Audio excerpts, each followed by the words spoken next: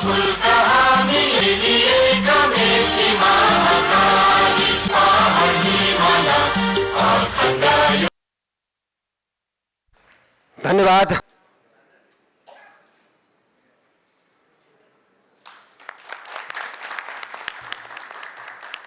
धन्यवाद। प्रत्येक प्रधान यो छनौट समितिको संयोजक रहनुहुन्छ भने पूर्व अध्यक्षहरू छनौट समितिमा रहेर काम गर्नुहुन्छ। यो नामावली संस्थापक अध्यक्ष प्रत्येक प्रधान ज्यूले नै उद्घोष गर्नुहुन्थ्यो, तर यस वर्ष संस्थापक अध्यक्ष प्रत्येक प्रधान काठमाडौँ बाहिर रहेको कारणले गर्दाखेरि नाम उपलब्ध गराउनु भएको छ। यस वर्ष सेजन अवार्ड पाउनु भएको छ हिमाल खबर पत्रिकाका रमेश कुमार नेउपाने। उहाँलाई सेजन अवार्ड प्रदान गरिदिनुका लागि सम्माननीय प्रधानमन्त्री श्री शेरबहादुर देउवाज्यूलाई अनुरोध गर्दछु। त्यस्तै गरी खादा लगाइदिनुका लागि माननीय राष्ट्रिय योजना आयोगका उपाध्यक्ष ज्यूलाई अनुरोध गर्दछु भने त्यस्तै गरी टीका लगाइदिनुका लागि माननीय अर्थमन्त्री श्री जनार्दन शर्माज्यूलाई अनुरोध गर्दछु। उहाँले विद्युतीय माध्यमबाट सेजन अवार्ड विजेता हुनु भएको हो। उहाँले खास गरी धितोपत्र बोर्डका अध्यक्षको भित्री सेयरको भित्री कारोबार सम्बन्धी समाचार र त्यससँग सम्बन्धित अन्य समाचारहरू लेख्नु भएको थियो। उहाँलाई अगाडि आइदिनुका लागि अनुरोध गर्दछु।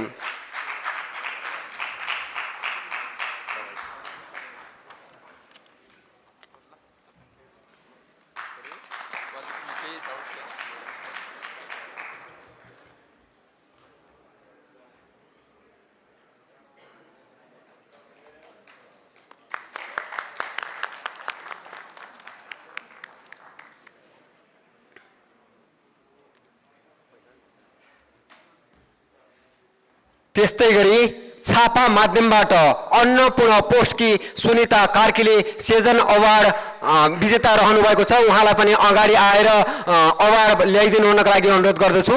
त्यस्तै गरी सम्माननीय प्रधानमन्त्रीज्यूलाई अवार्ड प्रदान गरिदिनु हुनका लागि अनुरोध गर्दछु।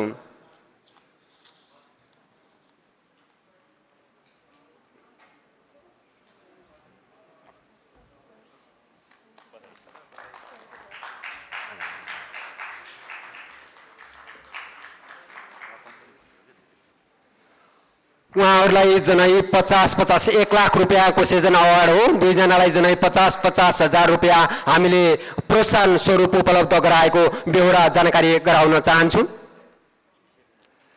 यस्तै गरी हामीले हाम्रा स्वर्गीय पूर्व उपाध्यक्ष सञ्जय नेउपानेको नाममा सञ्जय नेउपाने फेलोशिप दिने गरेका छौँ। यस वर्ष कारोबार दैनिकी सरस्वती ढकाललाई सञ्जय नेउपाने फेलोशिप उपलब्ध गराइएको छ। उहाँलाई माला लगाएर सम्मान गरिदिनुका लागि अनुरोध गर्दछु। सरस्वती ढकाल कारोबार दैनिक।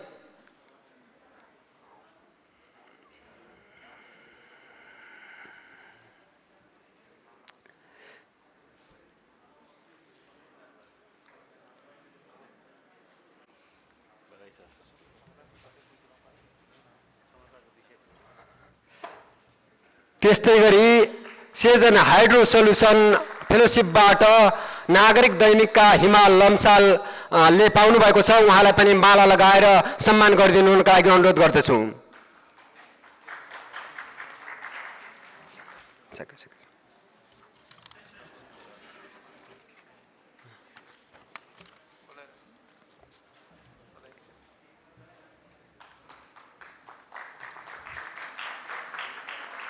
धन्यवाद। सम्माननीय प्रधानमन्त्री श्री शेरबहादुर देउवाज्यू, माननीय अर्थमन्त्री जनार्दन शर्माज्यू, माननीय राष्ट्रिय योजना आयोगका उपाध्यक्ष विश्वनाथ पौडेलज्यू, अब हामी शुभकामना मन्तव्यको चरणमा गएका छौँ। समयको पाबन्दीलाई मध्यनजर गर्दै अलिक छिटो शुभकामना मन्तव्य प्रदान गरिदिनु हुनका लागि अनुरोध गर्दछु। सर्वप्रथम सेजनका पूर्व अध्यक्ष गोकर्ण अवस्थीज्यूलाई शुभकामना मन्तव्य राखिदिनु हुनका लागि अनुरोध गर्दछु। धन्यवाद महासचिवज्यू। कार्यक्रमका अध्यक्षज्यू, सम्माननीय प्रधानमन्त्री शेरबहादुर देउवाज्यू, माननीय अर्थमन्त्रीज्यू, माननीय योजना आयोगका उपाध्यक्षज्यू, माननीय विनोद चौधरीज्यू, उद्योग वाणिज्य महासङ्घका अध्यक्षज्यू, परिसङ्घका अध्यक्षज्यू, चेम्बरका अध्यक्षज्यू, पूर्व अध्यक्षज्यूहरू र यहाँ उपस्थित विशिष्ट महानुभावहरू, अब यो खासमा समय एकदमै छोटो छ, हामीले भन्नुपर्ने खासै कुराहरू केही छैन। दुईटा कुरा, एउटा पत्रकारिताको बारेमा विषयमा छलफल भइ नै रहन्छ। अर्थतन्त्रको निजी क्षेत्रको बारेमा तीनटा प्रमुख सङ्गठनका प्रमुखज्यूहरू यहाँ हुनुहुन्छ, उहाँले बोलिहाल्नुहुन्छ र सरकारको बारेमा दुईजना अर्थमन्त्रीज्यू र योजना आयोगको उपाध्यक्षज्यू हुनुहुन्छ, उहाँ हुँदै हुनुहुन्छ। मैले एउटा कुरा मात्रै आज स्मरण गराउन खोजेको छु। यो नयाँ प्रविधिको युगमा हामी अर्थतन्त्र प्रवेश गरेको छ र विशेष गरी आर्थिक पत्रकारिता प्रवेश गरेको छ। यो आर्थिक पत्रकारिताको एउटा पाटो दुईटा कुरा, एउटा क्षमता, एउटा जुझारुपन र तेस्रो भनेको चाहिँ इन्टिग्रिटी, नैतिकताको कुरो हो। यो तीनटा कुरामा हामीले अब एकचोटि फेरि पुनः बहस गर्नुपर्ने समय आइसकेको छ। हाम्रो क्षमतामा, हाम्रो लगनशीलतामा, हाम्रो जुझारुपन र हाम्रो तेस्रो कुरा हाम्रो इन्टिग्रिटीमा हामीले छलफल गर्नुपर्ने विषय आएको छ। म त्यही भएर स्मरण गराउन चाहन्छु, म अध्यक्ष हुँदाखेरि हामीले एउटा आर्थिक पत्रकार आचार संहिता निर्माण गरेका थियौँ। त्यो आर्थिक पत्रकारिता निर्माण गर्नुको एउटा विशिष्ट कारण थियो। त्यो कारण अहिले पुष्टि हुँदै गइरहेको छ र अहिलेको पत्रकारितामा समाचारलाई सिरियसली नलिने जुन खालको प्रवृत्ति देखिन थालेको छ, यहाँहरू आफैले मूल्याङ्कन गर्न सक्नुहुन्छ। समाचारलाई समाचारको रूपमा मात्रै हेरिन्छ, समाचारलाई को प्रभाव एकदमै न्यून हुन थालेको छ। एक दुईवटा समाचार वर्षमा प्रभावशाली हुने रहने गर्छन् र बाँकी समाचारहरूको प्रभाव निकै न्यून देखिन थालेको छ। यो विषयमा सेजोनको म पूर्व अध्यक्ष भएको नाताले हामीले चाहिँ कोड अफ एथिक्सलाई अत्यन्त महत्त्वपूर्णका साथ अवलम्बन गर्नुपर्छ। म अध्यक्षज्यू लगायत कार्य समितिलाई अनुरोध गर्न चाहन्छु, यसबारेमा फेरि एकचोटि छलफल गरौँ, फेरि एकचोटि बहस गरौँ, किनभने यो अहिले एकदमै महत्त्वपूर्ण विषय भएको छ। दोस्रो कुरा भनेको हाम्रो क्षमताको विषय छ। हामीले अर्थतन्त्रका विभिन्न आयामहरूको बारेमा कति सिरियसली लिन थालेका छौँ, कति सिरियसली अध्ययन गर्न थालेका छौँ। यो विषयलाई महत्त्वपूर्ण रूपमा हेरेर सेजनले अबको दिनमा चाहिँ विशिष्टकृत तालिमहरूको आयोजना गरोस् र त्यसको लागि म यहाँ उपस्थित अन्य सेजनका शुभचिन्तकहरूलाई अनुरोध गर्न चाहन्छु, यहाँहरूले पनि हात्तीमाले गरिदिनुहोस्। यो एउटा महत्त्वपूर्ण र आवश्यक छ। र तेस्रो कुरो भनेको चाहिँ जुझारुपन, जुन त्यसमा पनि निकै नै कमी आउन थालेको छ। त्यो विषयलाई चाहिँ हामीले अब अवलम्बन गर्नुपर्ने आवश्यकता देखिएको छ। महासचिवज्यूले छोटो भनिसक्नुभयो, यति भन्दै म आफ्नो भनाइ यहीँ टुङ्ग्याउँछु र यहाँ उपस्थित भइदिनु भएकोमा सम्माननीय प्रधानमन्त्रीज्यू, अर्थमन्त्रीज्यू लगायत सम्पूर्णलाई आभार व्यक्त पनि गर्न चाहन्छु। धन्यवाद भएको छ। सर्वप्रथम पूर्व अध्यक्ष गोकर्ण अवस्थीज्यूलाई अनुरोध गर्दछु। अब फेरि सम्मानको कार्यक्रम रहेको छ। हामीले यस वर्ष नेपालको आर्थिक पत्रकारितामा उल्लेखनीय योगदान गर्नुहुने दुईजना महानुभावहरूलाई सेजनले सम्मान गर्दैछ। अब नेपालको आर्थिक पत्रकारितामा महत्त्वपूर्ण योगदान गर्नुहुने दुईजना महानुभावहरूलाई सम्मान गर्न गइरहेका छौँ। प्राध्यापक डाक्टर अच्युत वाग्लेज्यूलाई सम्मान लिइदिनुका लागि अनुरोध गर्दछु भने सम्माननीय प्रधानमन्त्रीज्यूलाई सम्मान प्रदान गरिदिनुका लागि अनुरोध गर्दछु। यो सम्मान लिइदिनुका लागि अगाडि आइदिनु हुन अनुरोध गर्दछु।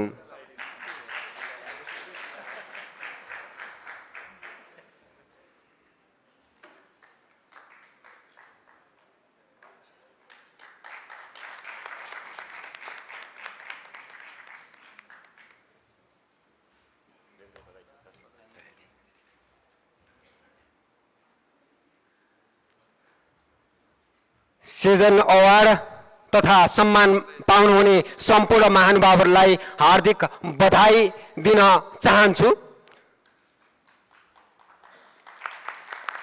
धन्यवाद। सम्माननीय प्रधानमन्त्री श्री शेरबहादुर देउवाज्यू, समयको पाबन्दीले गर्दा हामीले कार्यक्रम केही अगाडि प्रधानमन्त्रीको भाषण केही अगाडि सार्न गइरहेका छौँ। सम्माननीय प्रधानमन्त्रीको अत्यन्तै समय व्यस्तताका कारण हामीले अरू शुभकामना आदान प्रदान लिने कार्यक्रम यस पछाडि गर्नेछौँ। अहिलेलाई भने सम्माननीय प्रधानमन्त्री श्री शेरबहादुर देउवाज्यूलाई आफ्नो मन्तव्य राखिदिनुका लागि हार्दिक अनुरोध गर्दछु।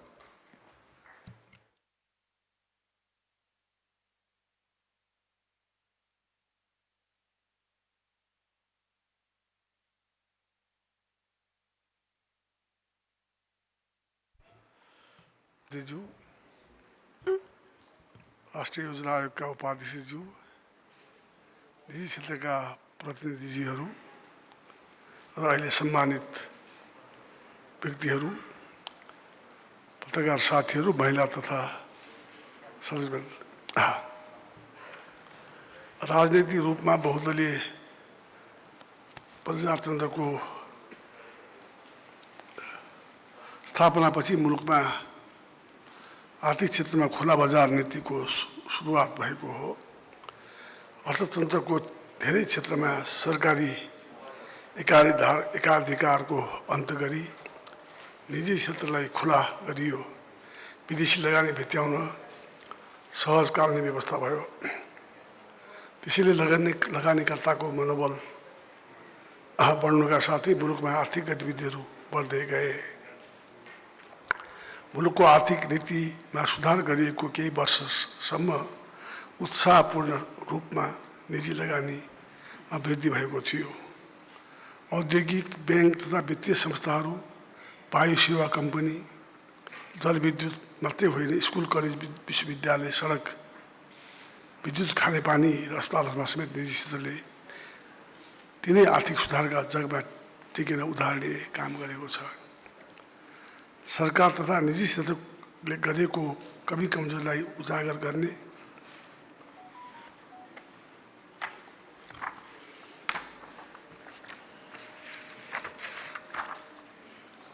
गुणात्मक वृद्धि आवश्यक हुन्छ। त्यसमा सरकारले को एकल प्रयासले मात्रै सम्भव हुँदैन। निजी क्षेत्र अनि सबै सरोकारवालाहरूको संयुक्त प्रयासबाट मात्रै यो सम्भव छ। यस काममा हामीलाई विदेशी विकास साझेदारहरूको सहयोग उत्तिकै जरुरी छ। विदेशी साझेदारको पनि सहयोग उत्तिकै जरुरी छ। अर्थतन्त्रमा कोभिड-19 को निकै गहिरो प्रभाव परेको छ। विगत 2 वर्षमा मुलुकको अर्थतन्त्र निकै अप्ठ्यारो परिस्थितिमा को सामना गर्नु पर्यो। आर्थिक वृद्धि दर पनि न्यून भयो। यो सब कोभिडकै कारणले हो भन्ने कुरा स्पष्ट भइसकेको छ। तर आउने दिनहरू सधैँ यस्तै अप्ठ्यारो हुँदैनन् होला। कोभिड-19 को महामारी सकिए नसकिए पनि हामी सामान्य अवस्थातिर आउँदैछौँ। अब आर्थिक पुनरुत्थानलाई तीव्रताका साथ अघि बढाउन सरकार प्रतिबद्ध छ। मुलुकमा लगानीको वातावरण अझै सहज बनाउन, व्यवसायको लागत घटाउन सरकारले कुनै असर बाँकी राखेको छैन। त्यसका लागि मुलुकमा बृहत रूपको दोस्रो चरणको आर्थिक सुधार गर्न आवश्यक छ भन्ने मलाई लाग्दछ। तेस्रो चरणको सुधार किन आवश्यक छ र कुन क्षेत्रमा कस्तो सुधार चाहिन्छ भन्ने विषयमा सिजनले आफ्ना प्रयासहरू अगाडि बढाउनेछ भन्ने विश्वास लिएको छु। दोस्रो चरणको सुधारको कुरा गर्दा मलाई के लाग्छ भने हामीले 1990 को दशकमा अघि बढाएको खुला बजारमुखी अर्थतन्त्रको कारण हासिल भएका उपलब्धि र साथसाथै यसमा देखिएका कमी कमजोरीको विश्लेषण गरेर समृद्धिको अगाडि बाटो तय गर्नुपर्ने हाम्रो प्राथमिकता हो। यदि पहिलो चरणको सुधारले नेपाललाई समृद्ध बनाउने बाटो देखाएको थियो भने दोस्रो चरणको सुधारको अर्थतन्त्रमा ठुलो बदलाव ल्याउनेछ। नेपाललाई विकसित राष्ट्रको रूपमा स्थापित गर्न सहयोग पुर्याउनेछ भन्ने आशा गर्न सकिन्छ। त्यस्तो चरणको सुधार एकातिर विभिन्न राजनीतिक गतिविधिमा सम्मेलन हुन पाउने हाम्रो स्वतन्त्रतालाई प्रत्याभूति गर्नेछ भने अर्कोतर्फ अर्थतन्त्र बढ्दै जाँदा मुलुकमा एक नेपाली अर्को नेपाली बीचको आर्थिक तथा सामाजिक असमानता बढ्न नपाओस् भन्ने कुरामा पनि ध्यान दिनु जरुरी छ भन्ने मेरो विश्वास छ। लामो राजनीतिक उतार चढाव, भूकम्प, कोभिड-19 को सङ्कट लगायतका प्राकृतिक प्रकोपका कारणबाट हामी अपेक्षित प्रतिफल प्राप्त गर्न सकेका छैनौँ। तर पनि अब हामीले लामो समयसम्म त्यस्तै रहने अवस्थामा छैनौँ। छोटो समयमा मुलुकको मुहार फेर्ने गरी विकास गर्नुपर्छ। सरकार अनावश्यक नियन्त्रणको पक्षमा छैन, बरु आवश्यक नियमन र सहजीकरणको पक्षमा छ। त्यसैले देश तथा विदेशका लगानीकर्तालाई ढुक्क भएर नेपालमा लगानी गर्न म आग्रह गर्दछु। नेपालमा तपाईहरुको लगानी र सम्पत्तिको सुरक्षा हुन्छ, त्यसको ग्यारेन्टी सरकारले दिन्छ भन्ने कुरा पनि विश्वास दिलाउन चाहन्छु। अन्तमा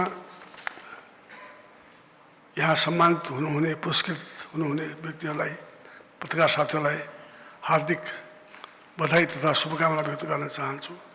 आर्थिक पत्रकारको क्षमता विकास गर्नु र समग्र पत्रकारितालाई नै उन्नत बनाउन सरकार सदैव सहयोगी रहनेछ भन्ने विश्वास दिलाउन चाहन्छु। धन्यवाद। जय नेपाल।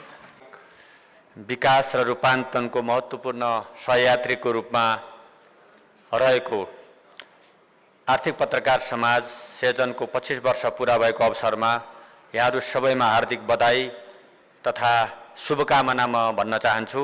यहाँहरूलाई धेरै धेरै बधाई छ। यहाँहरूले 25 वर्षको लामो यात्रा आफ्नो मिसनमा सफलतापूर्वक अगाडि बढाउनु भएको छ र सिर्जनले आर्थिक पत्रकारिता क्षेत्रमा यस अवधिमा थुप्रै आर्थिक क्षेत्रका सक्षम पत्रकारहरूको टिम र नेतृत्व निर्माण गर्न सफल भएको छ। सबै संस्थापक लगायतका सम्पूर्ण साथीहरूलाई फेरि पनि बधाई भन्न चाहन्छु।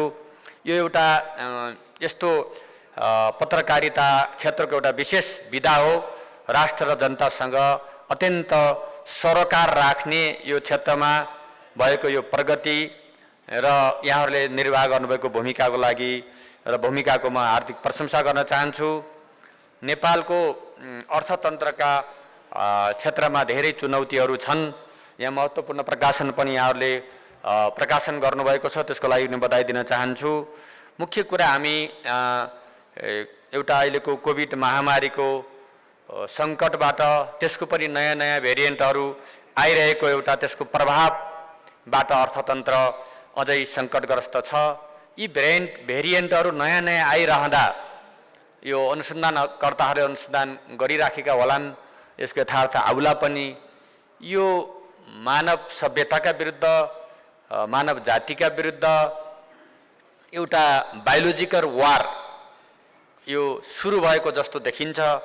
यो मानव निर्मित हो कि प्राकृतिक निर्मित हो भन्ने कुराको टुङ्गो अझै लागेको छैन। विश्वको अर्थतन्त्रमा ठुलो असर यसले पारिरहेको छ र त्यसै गरी क्लाइमेट चेन्जको प्रभावमा आज नेपाल, त्यसको असरबाट हामीले ठुलो क्षति बेहोरिरहेका छौँ। त्यसको चुनौतीलाई सामना गर्न पनि हाम्रो अर्को जटिलता देखा परिरहेको छ। त्यसै गरी नेपालमा भएको युवा बहुल जनशक्ति, पर्याप्त स्रोत साधनहरूको उपलब्धताको बिचमा पनि हामीले त्यसको उचित परिचालन र व्यवस्थापन गर्न नसक्नु अर्को चुनौतीको रूपमा हाम्रो रहेको छ। ती प्रयत्नहरू भइरहेका छन्, तर पनि ती प्रयत्नहरू पर्याप्त छैनन्। अब सरकारी बजेटको कुरा गर्दाखेरि चालु खर्चको ठुलो मात्रा हुने, पुँजीगत खर्च न्यून हुने, त्यसमा पनि त्यो खर्च नहुने खालको जो प्रवृत्ति छ, जो खालको अडचनहरू छन्, यी समस्याहरू आज हामीले बेहोरिरहेका छौँ भने त्यसै गरी विकासमा प्रविधिको प्रयोग गर्ने कुरामा पनि हाम्रो कमी रहँदाखेरि समय हामीले बढी खर्च गर्नु परिरहेको छ। रेमिटेन्स र भन्सारमा आधारित राजस्व प्रणालीमा आज हाम्रो अर्थतन्त्र चलिरहेको कुरा भएको हुनाले आयातलाई कसरी हामीले प्रतिस्थापन गर्ने भन्ने चुनौतीहरू आज हाम्रो सामु रहेका छन्। यसको सुधार गर्नका लागि अनेक प्रयत्नहरू पनि भइरहेका छन् र कसरी सुधार गर्ने भन्ने प्रश्नमा आज धेरै प्रयासहरू भए पनि गुणात्मक रूपले यसलाई हामीले एउटा उचाइमा उठाउनु पर्ने आवश्यकता छ। राज्य संरचनालाई र हाम्रो काम गर्ने तरिकालाई नै, प्रवृत्तिलाई नै सुधार गर्नुपर्ने मुख्य कुरा मैले देखिरहेको छु र संविधानमा उल्लेख भएका आजका जनाधिकारको कार्यान्वयन गर्ने अर्को चुनौतीहरू छ। थुप्रै कुराहरू हामीले संविधानमा उल्लेख गरेका छौँ। जनताका अधिकारहरूको सन्दर्भमा तिनको कार्यान्वयनका चुनौतीहरू रहेका छन् र यसरी यी चुनौतीहरूलाई सामना गर्न सरकार, निजी क्षेत्र र सबै पत्रकारिता सञ्चार क्षेत्र पनि एकताबद्ध भएर लाग्न जरुरी छ। मुख्य गरी सरकारका तर्फबाट नीतिगत रूपमा र नियम ऐन कानुनहरूलाई सुधार गरी विकास मैत्री बनाउनु पर्ने आवश्यकता मैले महसुस गरेको छु। त्यसका केही प्रयासहरू पनि सुरु भएका छन्, सरकारको तर्फबाट प्रयासहरू सुरु भएका छन्। धेरै कुराहरू हाम्रा ऐन कानुनहरू नै विकास मैत्री नहुनुको कारणले पनि समस्याहरू आइरहेको कुरा महसुस भएर त्यो खालको कामहरू भइरहेको छ। अब अहिले हामीले सामान्यतया खरिद नियमावलीलाई र ऐनलाई संशोधन गर्ने तयारीमा अगाडि बढिरहेको कुरामा जानकारी गराउन चाहन्छु। विकास कानुन एउटा आवश्यक भएको छ। अब सामान्य बाटो खन्दा स्टे अर्डर हुन्छ, बाटो बनाउने समस्याहरू हुन्छ, लगायतका थुप्रै कुराहरू छन्, जग्गा अधिग्रहणका समस्याहरू छन्, वातावरणीय अध्ययनका समस्याहरू, वर्षौँ लाग्ने समस्या, त्यसका लागि एउटा विकास ऐनको महसुस भएको छ। त्यसको लागि तयारीको प्रक्रिया अगाडि चलेको छ। खर्च गर्ने मोडालिटी पनि हाम्रो अहिले जे छ, जे तरिकाले भइरहेछ त्यो कुराले हामीले भने जस्तो लक्ष्य प्राप्त गर्न नसक्दा अलि मोडालिटीमा कसरी नयाँपन ल्याउने भन्ने बारेमा पनि छलफल भइरहेको कुरामा यहाँ जानकारी गराउन चाहन्छु। र निर्माण व्यवसायहरूलाई पनि हामीले पर्याप्त प्रोत्साहन गरेका छौँ। उहाँहरूलाई विभिन्न छुटहरू दिने, म्याद थप्ने लगायतका थुप्रै कुराहरू सरकारको तर्फबाट भएका छन्। त्यसबाट पनि बढी काम होस् भन्ने कुरा र अर्थ मन्त्रालयले पहिला बजेटको संशोधन लगायत अन्य LMBISमा संशोधन गर्दाखेरि मन्त्रालय आउनुपर्ने कुराको अन्त गरेर 25% स्वयं मन्त्रालय गर्ने खालका कुराहरूलाई पनि हामीले केही गरेका छौँ। र केही अलिकति लग्जरी सामानहरूलाई अलि एउटा नियन्त्रण गर्नुपर्ने, आयातमा नियन्त्रण गर्नुपर्ने कुराहरूमा पनि हाम्रो ध्यान पुगेको छ र उत्पादनमूलक उद्योगहरूलाई प्राथमिकता दिने नीति रहेको कुरामा यहाँ जानकारी गराउन चाहन्छु। रोजगारी प्रवर्धन गर्ने र उत्पादनमूलक मतलब उद्योगहरूलाई प्राथमिकता दिने कुराहरू हामीले अगाडि बढाएका छौँ। र अहिले पछिल्लो मौद्रिक नीतिको संशोधन भएको छ 13 गते। त्यसबाट दुईटा महत्त्वपूर्ण निर्णयहरू भएका छन्। यो निर्णय म यहाँहरूलाई जानकारी गराउन चाहन्छु। यहाँहरू मार्फत सबै सम्बद्ध सरकारवालाहरूसम्म म पुर्याउन पनि चाहन्छु। गैर आवासीय नेपालीहरूले डलर खाता खोल्नका लागि राष्ट्र ब्याङ्कले त्यसलाई सहजीकरण गर्ने एउटा विधिहरू बनाएको छ र संस्थागत रूपमा पनि व्यक्तिगत रूपमा पनि खाता खोल्न पाइनेछ।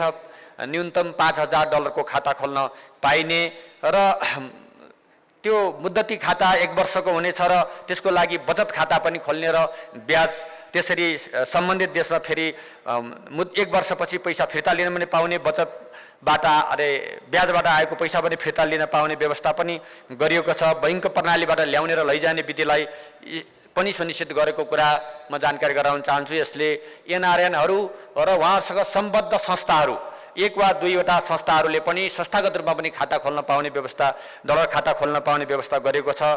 8वटा विदेशी मुद्राहरू, डलरदेखि स्टेर्लिङ पाउन्डदेखि लगायतका अब अस्ट्रेलियन डलर, क्यानेडियन डलर, युवान लगायतका 8वटा मुद्राहरूमा खाता खोल्न पाउने व्यवस्था पनि अहिले गरिएको छ भने अर्को कुरा अब यो के रे बीचको कमिसन खाएर अर्थतन्त्र अथवा आफू बलियो हुने प्रवृत्तिलाई हरोत्साहित गर्नका लागि पनि र व्यावसायिक तर्फ उन्मुख गर्नका लागि पनि केही कृषि व्यावसायिक कृषि क्षेत्रमा, उत्पादन उद्योगमा, पूर्वाधार निर्माणमा र पर्यटन सम्बन्धी क्षेत्रमा नेपाली फर्म र कम्पनीहरूले नेपालका क श्रेणीका बैङ्कहरूबाट ग्यारेन्टी लिएर वैदेशिक ऋण प्रत्यक्ष लिन पाउने व्यवस्था पनि अहिले गरिएको छ।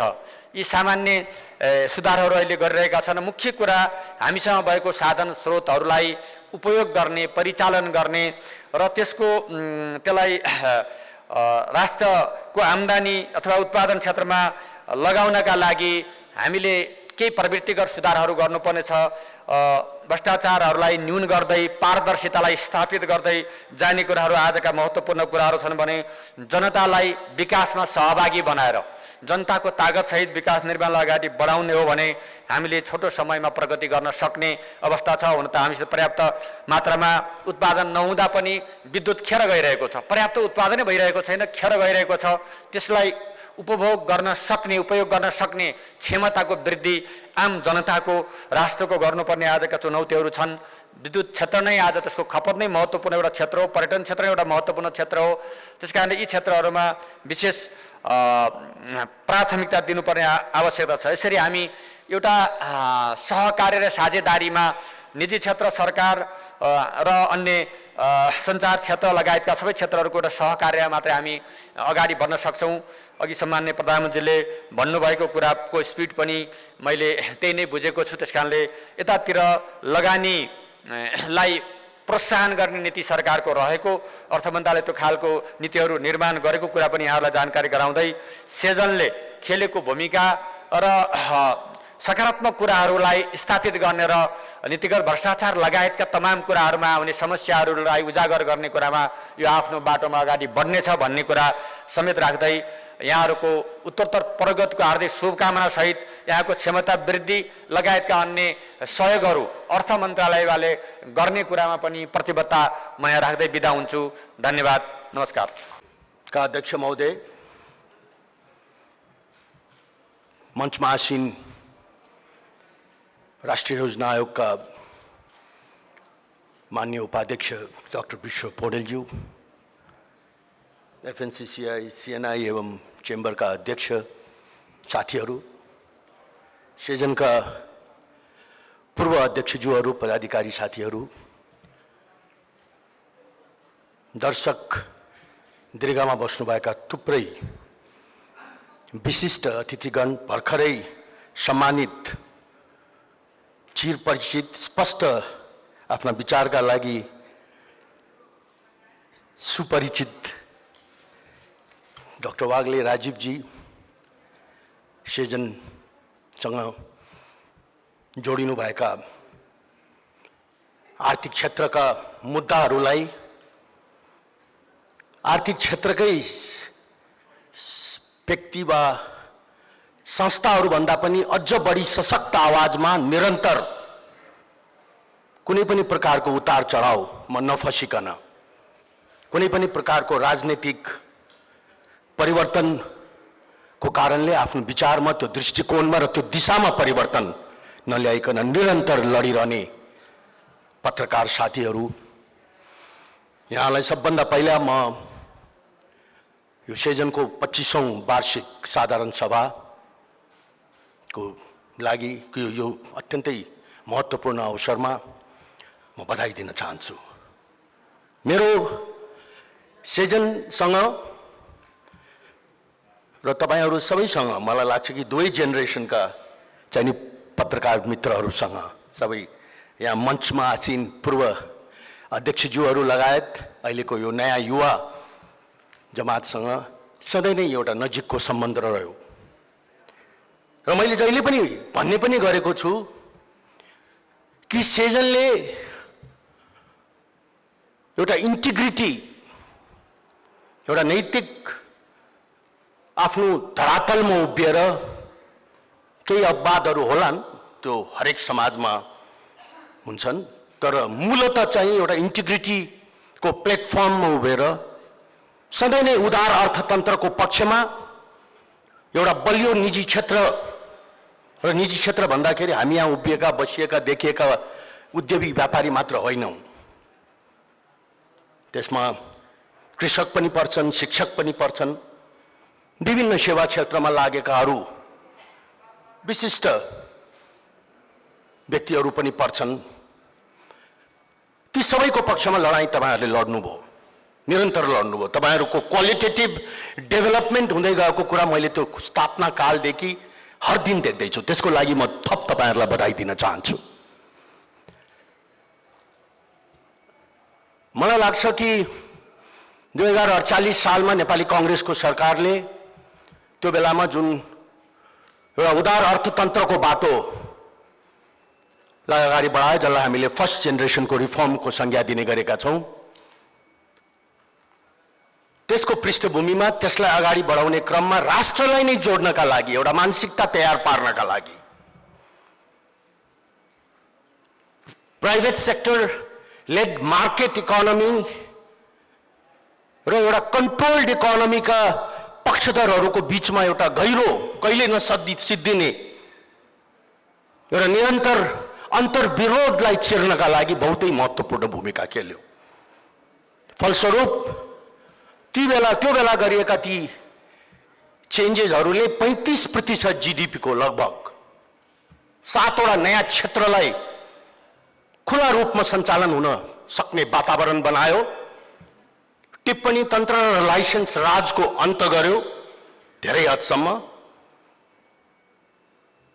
र केही वर्ष अगाडिसम्म लगभग प्रत्येक वर्ष नै सरकार बदलिने एउटा नियतिबाट मुलुक गुज्रेर पनि त्यो बेला गरिएका त्यो रिफर्म्सको त्यो धाराले, त्यो मूल प्रभावले इकोनोमीलाई अगाडि बढाउने काममा लागि नै रह्यो।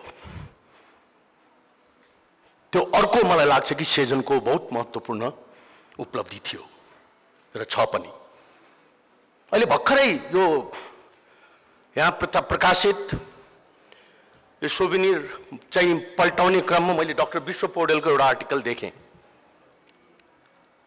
अब सायद मेरो विचार उपाध्यक्ष हुनुभन्दा पहिले लेख्नुभयो होला, तर त्यो लेखेको कुरा पनि आज पनि त्यत्तिकै सान्दर्भिक छ। उहाँले त्यसमा के लेख्नुभयो देखेँ भने मुलुक एकचोटि फेरि लाइसेन्स राजतिर फर्क्यो। म उहाँलाई कोट गर्दैछु उहाँको आर्टिकलको माध्यमबाट। इन्स्योरेन्स कम्पनी खोल्न पनि लाइसेन्सै चाहिने, स्टक एक्सचेन्जको ब्रोकर बन्न पनि लाइसेन्सै चाहिने, पावरलाई चाहिँ कनेक्ट गर्नको लागि विभिन्न तहका लाइसेन्स चाहिने, मुलुकका उद्यमीहरूले 10 रुपियाँ तिर्नुपर्ने पावरको मूल्य 4 रुपियाँमा हामी एक्सपोर्ट गर्दाखेरि हामीले बहुत ठुलो उपलब्धि एक्सपोर्ट त गर्नै पर्छ, नेपालको आधारशिला हो एक्सपोर्ट गर्ने। त यी कयौं प्रकारका विकृति अब हुन त अब कुलमानजी फेरि आउनु भएको छ, ती विकृतिहरू पनि बिस्तारै सुध्रेलान्। मतलब केही बेसिक फन्डामेन्टल कुरामा मुलुक केही दिन केही हालका वर्षहरूमा पछाडि फर्किने काम भयो। यहाँ साथीहरूले सेजनकै एउटा पूर्व अध्यक्ष सायद किरणजी नै हो जस्तो लाग्छ मलाई कि एउटा इकोनोमीलाई फ्रन्टबाट लिड गर्नुको सट्टा बिचौलियाहरूबाट निर्देशित इकोनोमी र इकोनोमीका फन्डामेन्टल्सहरूलाई ड्राइभ गर्ने वातावरण बन्यो। आजको यो लिक्विडिटीको क्रन्च, अहिलेको यो इन्भेस्टमेन्टमा देखिएको उदासीनता थुप्रै मतलब अत्यन्तै नगरी नहुने, केही पुराना फोहोरहरू सोर्नुपर्ने र केही नयाँ प्रस्ताव अत्यन्त महत्त्वपूर्ण जो सेकेन्ड जेनेरेसन भनेर जुन हामी बार भन्ने गरेको छु, म पनि भन्ने गरेको छु, तपाईँले त त्यसको लागि एउटा छुट्टै स्मारिका नै निकाल्नुभयो। त्यो चाहिँ अविलम्ब चाहिँ अगाडि बढाउनु पर्ने अहिलेको आवश्यकता हो। र आई एम ह्याप्पी कि वी हेभ चाहिँ डाक्टर विश्व पौडेल जस्तो र सम्पूर्ण कुरा बुझेको, बाहिरबाट पनि भित्रबाट पनि। भनेको मतलब विभिन्न प्राइभेट सेक्टरका अर्गनाइजेसनसँगको पनि अन्तर्क्रियाको माध्यमबाट सहकार्यको माध्यमले र अहिले चाहिँ योजना आयोगको उपाध्यक्षको हैसियतले सरकारमा।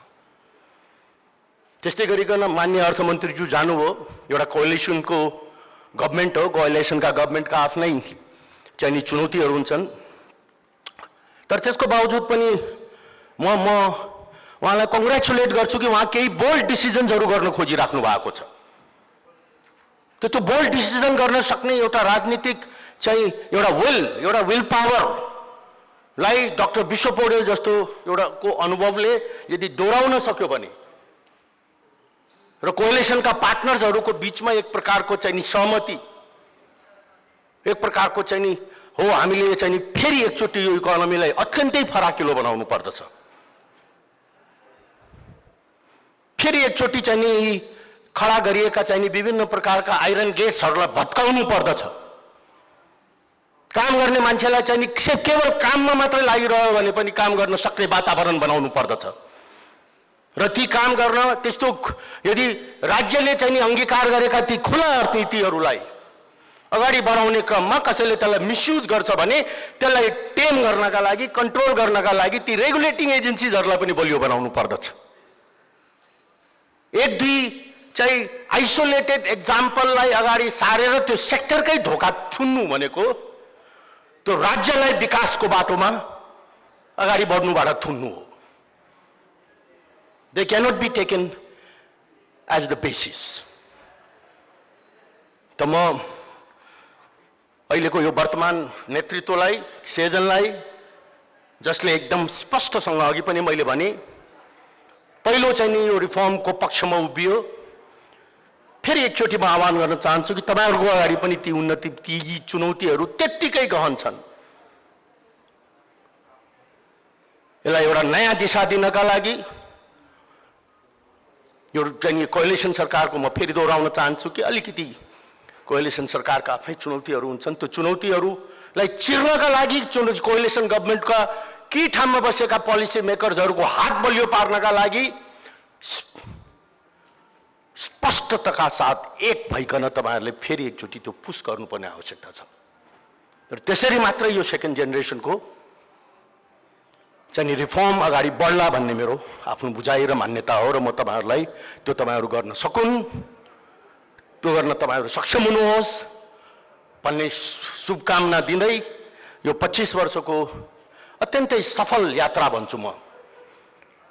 र म फेरि पनि दोहोऱ्याउन चाहन्छु कि आज हामी यस्तो एउटा चाहिँ पत्रकारको जमात चाहिँ सेजनको माध्यमबाट चाहिँ राज्यका अगाडि उभिएको देख्छौँ, जो कि कन्सियस छ, आफ्नो इन्टिग्रिटीको राजनीति गर्छ, पढ्ने लेख्ने कोसिस गर्छ, इस्युजलाई बुझ्ने कोसिस गर्छ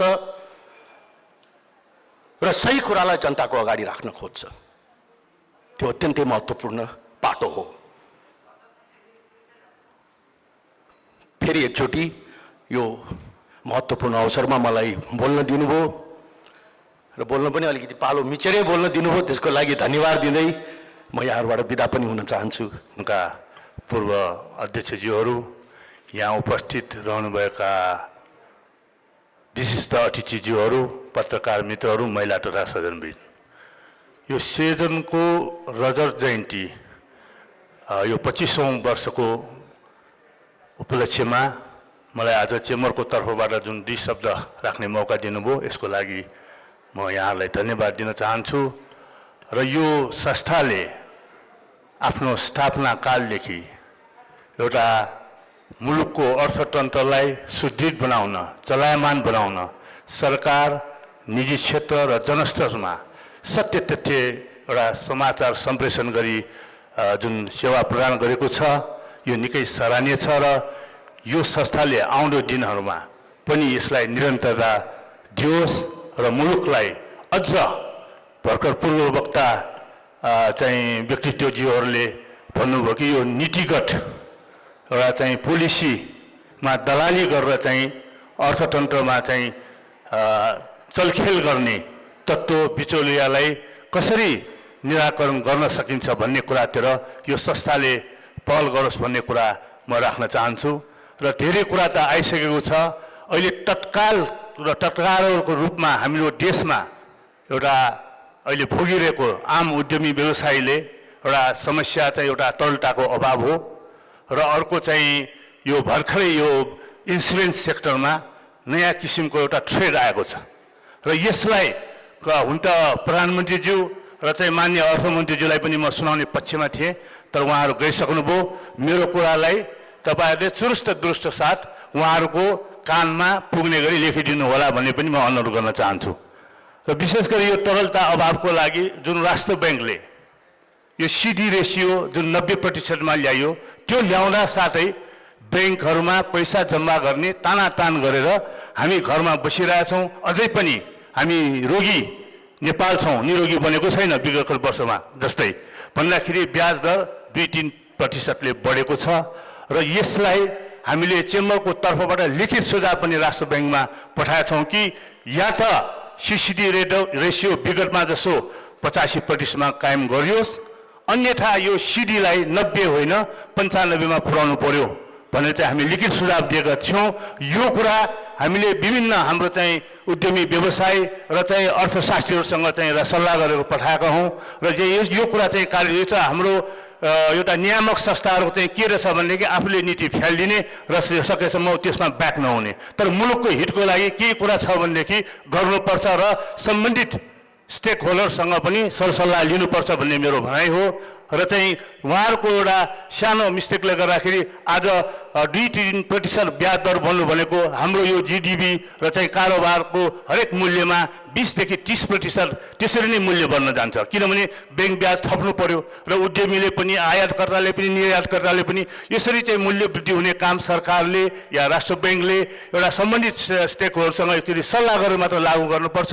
यो नभएकोले चाहिँ हाम्रो अनावश्यक चाहिँ मूल्य वृद्धि भइरहेछ र चाहिँ सरकारले पनि जुन आफ्नो एउटा ढिकुटीमा भएको पैसा चाहिँ पुरा रूपमा चाहिँ खर्च गर्न नसकेको अवस्था छ। झन्डै 4.5 महिना भइसक्यो र केवल 5% भन्दा चाहिँ हाराहारी त्यतिमा खर्च भइरहेछ विकास बजेट भने यो भनेको चाहिँ सम्पूर्ण पैसा सरकारको ढुकुटी तिजोरीमा छ र यो पैसा चाहिँ के भन्दाखेरि विगतमा 3-4 वर्ष अगाडि यसरी नै पैसा जम्मा भएकोमा स्थानीय तहको सरकारमा चाहिँ यो स्थानीय तहको सरकार मिलेर चाहिँ ब्याङ्कसँग सहकार्य गरेर आधी पैसा चाहिँ ब्याङ्कमा प्रवाह गर्ने गरेको थियो र स्थानीय लेभलमा केही व्यवस्था गरेको थियो भने अहिले यो केन्द्रीय सरकार र प्रदेश सरकारले पनि जुन किसिमको एउटा आफ्नो ढुकुटीमा परेको पैसा कि त तपाईँको चाहिँ अर्थतन्त्र चलायमानको खर्चिनु पर्यो, खर्च भएकै छैन भन्दाखेरि कमसेकम आधा रकम चाहिँ एउटा चाहिँ ब्याङ्किङ क्षेत्रमा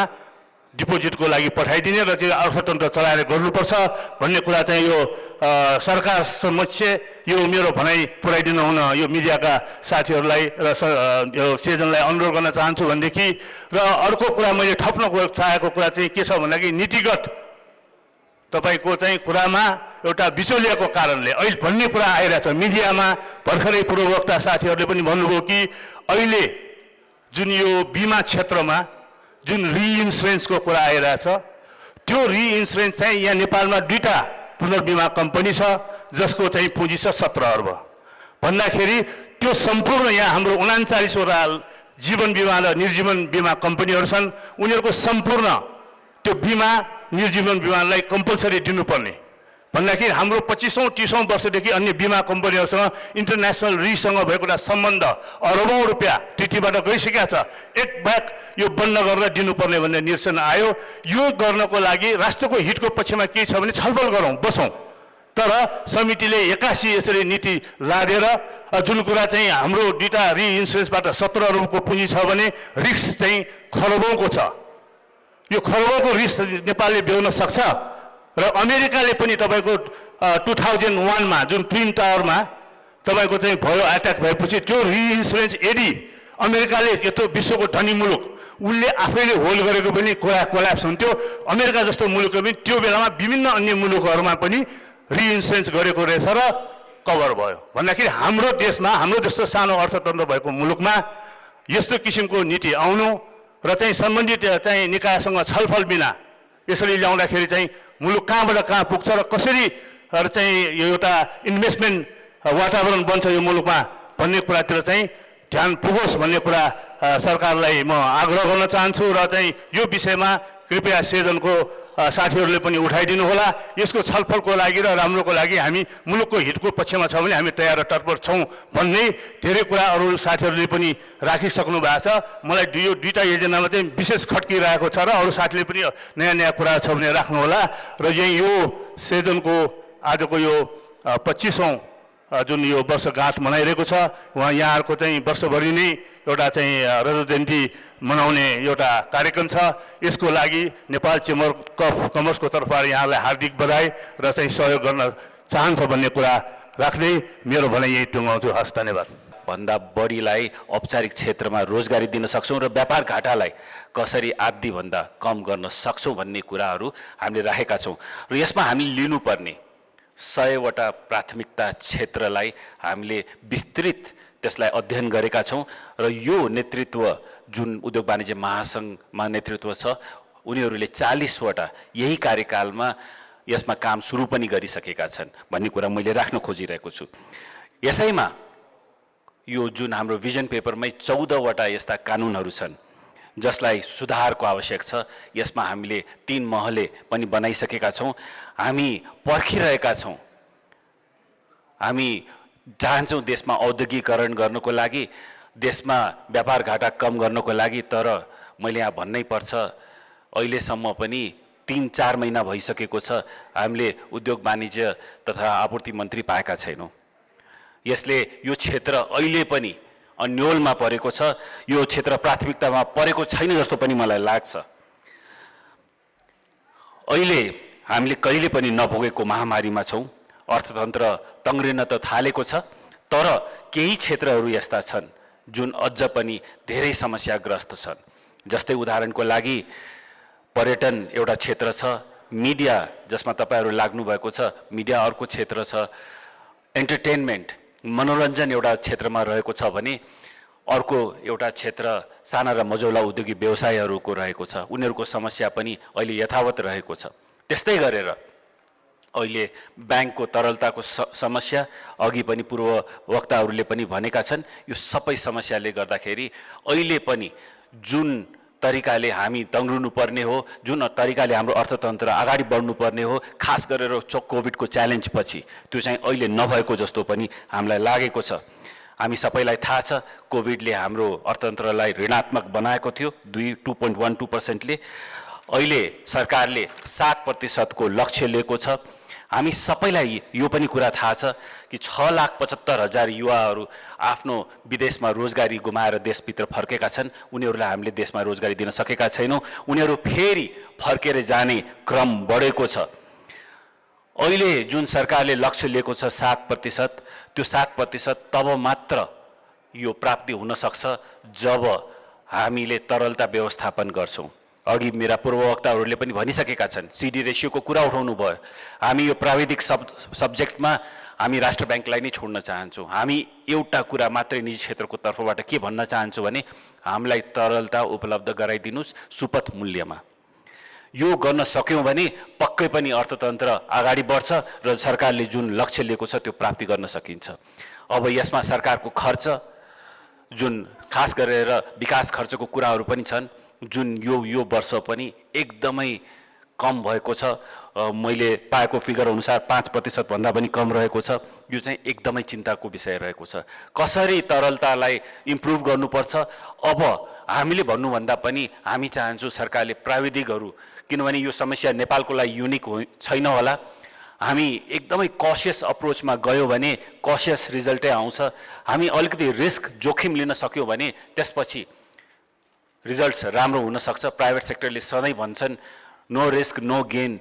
अब अलिकति रिस्क लिनुपर्ने छ कि जस्तो मलाई लाग्छ। हामीले तरलताको कुरा गर्दाखेरि अहिले 4 महिनामा कुनै पनि विदेशी सहायता नेपालमा आएको छैन, कुनै पनि विदेशी सहायता। एकातिर शोधनान्तर स्थिति हाम्रो कमजोर हुँदै गइरहेको छ र विदेशी सहायता पनि रोकिएको छ। यस्तो बेलामा हामी अति राष्ट्रवादको साथ एमसीसीलाई पनि रोकिरहेका छौँ। अब हामीले सोच्ने बेला आएको छ, हामीले राष्ट्रवाद कहाँ खोज्ने? अब हामी समृद्धिमा आफ्नो राष्ट्रवाद खोज्ने कि झिना मसिना कुराहरूमा हामी आफ्नो राष्ट्रवाद खोज्ने? त्यसैले गर्दाखेरि एमसीसी जस्तो प्रोग्राम जुन 6,000 करोडको नेपाललाई सहयोग रहेको छ, यस्तो कार्यक्रम जुन हामीलाई चाहिएको छ, किनभने हाम्रो बिजुली खेर जानवाला छ। जुन राज्यको समृद्धिमा हामी प्रयोग गर्न सक्थ्यौँ त्यो बिजुली अब हामीले हावामा खेर फाल्दैछौँ र राज्यको समृद्धिमा त्यो प्रयोग भइरहेको छैन। यस्ता कार्यक्रमहरूलाई हामीले स्वागत गर्नुपर्छ। हामी राष्ट्रवादबाट अति राष्ट्रवादबाट उठ्नुपर्छ जस्तो मलाई लाग्छ। हामी साना र मझौला उद्योगी व्यवसायलाई प्रबन्धन नगरेसम्म हामी जुन आर्थिक 7% को लक्ष्य लिएका छौँ र त्यसपछि 2030 सम्मको जुन लक्ष्य लिएका छौँ त्यो प्राप्ति गर्न सक्दैनौँ। साना र मझौला उद्योगी व्यवसायहरूको लागि सरकारले पनि धेरै कुरा बोलेको छ, पछिल्लो बजेटमा पनि धेरै कुरा आएको छ। स्टार्टअपको लागि पनि 100 करोडको एउटा च्यालेन्ज फन्ड आएको थियो, अहिलेसम्म नियमावली बन्न सकेको छैन। हामी राम्रा कार्यक्रमहरू लिएर आउँछौँ तर त्यसलाई कार्यान्वयन गर्न सक्दैनौँ। यस्ता कमी कमजोरीहरू रहेका छन्। आज हाम्रा माननीय उपाध्यक्षज्यूहरू योजना आयोगका हुनुहुन्छ, म उहाँलाई उद्योग वाणिज्य महासङ्घमा निमन्त्रणा गरेर हाम्रा भिजन पेपरमा रहेका कुराहरू के छन्, हामीले के कुरा प्राथमिकतामा रहेका छन् त्यो कुराहरू म उहाँलाई प्रस्तुति पनि गर्न चाहन्छु। र अन्त्यमा पूर्ण सेजनलाई आज उद्योग वाणिज्य महासङ्घको अध्यक्षको हैसियतले मलाई यहाँ बोलाउनु भयो, त्यसको लागि म धन्यवाद दिँदै आफ्नो कुरा यहीँ विश्राम लिन्छु। धन्यवाद। मुलुकमा 46 सालको परिवर्तनपछि र खास गरी 48 सालमा तत्कालीन सरकारले लिएको उदार र खुला बजार अर्थनीतिका कारणले नेपालमा पनि आर्थिक पत्रकार समाजको स्थापना भएको हो र खास गरी खुला बजार अर्थनीतिमा नै केन्द्रित रहेर त्यसलाई सपोर्ट गर्नका लागि नेपालमा आर्थिक पत्रकारिताको विकास भयो।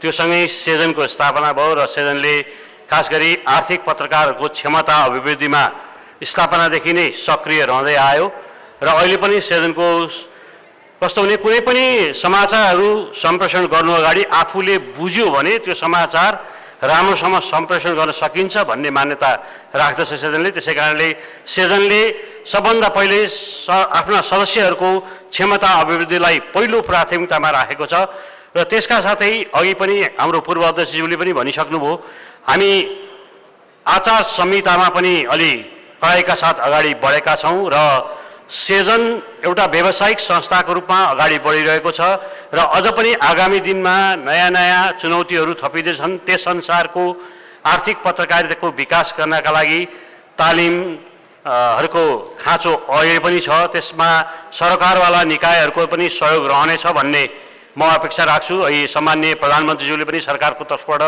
सेजनका सदस्यहरूको क्षमता अभिवृद्धिमा सहयोग गर्ने जुन प्रतिबद्धता जनाउनु भएको छ, यसको लागि सरकारलाई धन्यवाद पनि दिन चाहन्छु र आज सेजनको स्थापना दिवस भएको कारणले म सम्पूर्ण साथीहरूलाई शुभकामना दिँदै यहाँ उपस्थित हुनुभएका महत्त्वपूर्ण व्यक्तिहरूको महत्त्वपूर्ण समयको ख्याल राख्दै मेरो आफ्नो भनाइ यही अन्त गर्दछु। धन्यवाद। गाह्रो हुन्छ, 65 वर्ष अगाडिदेखि राखेको संस्था हो होइन, त्यत्तिकै भत्काउन पनि पहिला सोच्नुपर्छ हामी सबैले। त्यसको के हो युज होइन, कुन कुन ऐनमा के छ र फेरि आवश्यक छ भने त्यसलाई हटाइदिउँला। अब त्यो ठुलो कुरो पनि होइन होइन। त्यसबाहेक अरू साथीहरूलाई म के भन्छु भने यो दोस्रो चरणको सुधारमा एकपटक म अलिकति 2-4वटा पोइन्टहरू फोकस भएर कुराहरू गर्न चाहन्छु। मलाई 4वटा सुधारको विशेषतामा चाहिँ 4वटा चिज हुनुपर्छ जस्तो लाग्छ।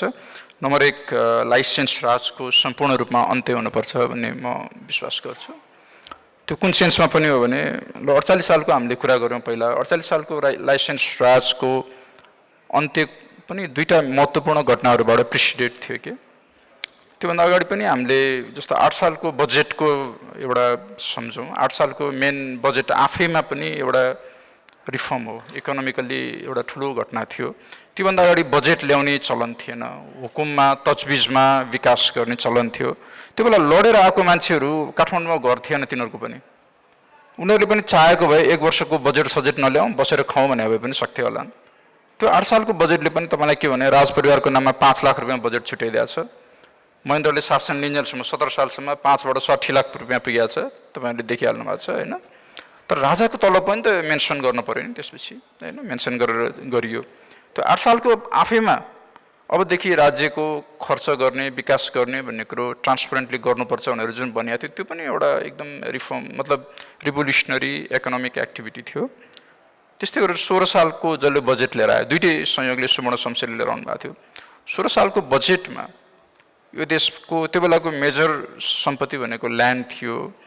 ल्यान्डको ओनरसिप यति इनइक्वाल थियो होइन, तपाईँहरूलाई थाहा छ कतिपय व्यक्तिहरूको हातमा लाखौँ बिघा जग्गा थियो। प्रधानमन्त्री भएको 3 महिनाभित्र, अहिले त प्रधानमन्त्री भएको 3 महिनाभित्र कतिपय अवस्थामा हामीले सरकार पनि बनाउन सक्दैनौँ। 3 महिनाभित्र बिर्ता उन्मूलन ऐन पास भएको छ, मान्छेहरूको लाखौँ हजारौँ बिघा जग्गा गएको छ। त्यो कमिटमेन्ट भनेको रिफर्मको लागि।